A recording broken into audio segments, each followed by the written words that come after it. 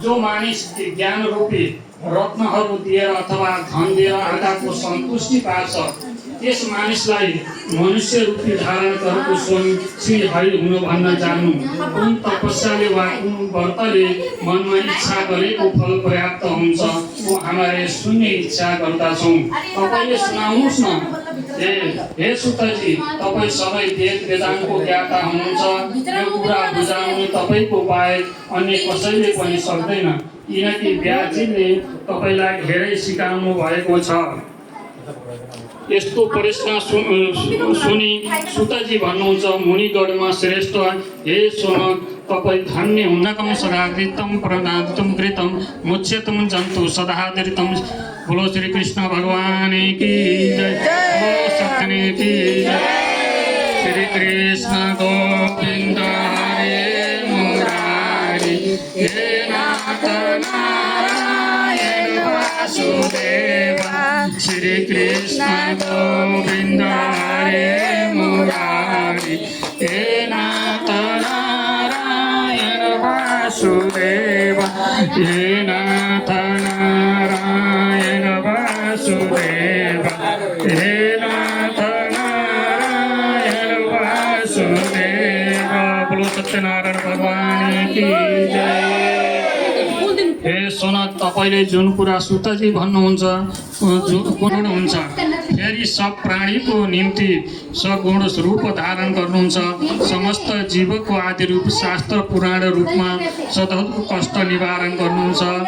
नारद मुनिले तिमीले के काम गरेर यहाँ आयौ, तिम्रो के को लागि इच्छा छ? ए भन्नुहुन्छ, मलाई त धन हो, म त तिम्रो इच्छाको समाधान बताउँछु।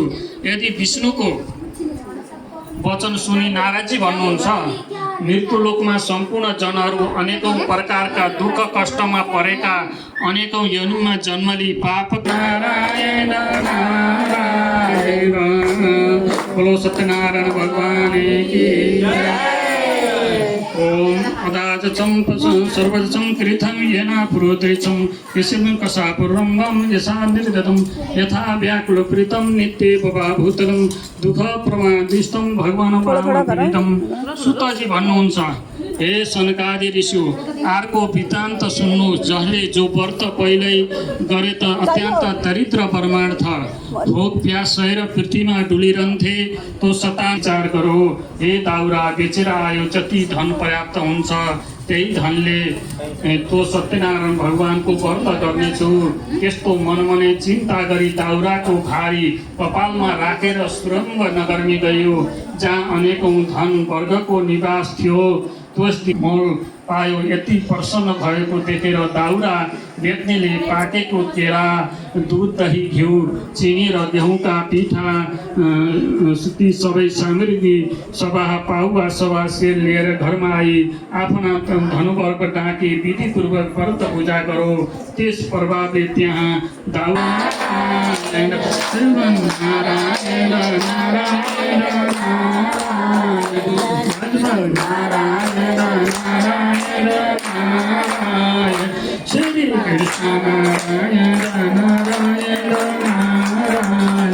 श्रीमन नारायण नारायण नारायण, भगवान नारायण नारायण नारायण, श्रीमन नारायण नारायण नारायण, नारायण नारायण।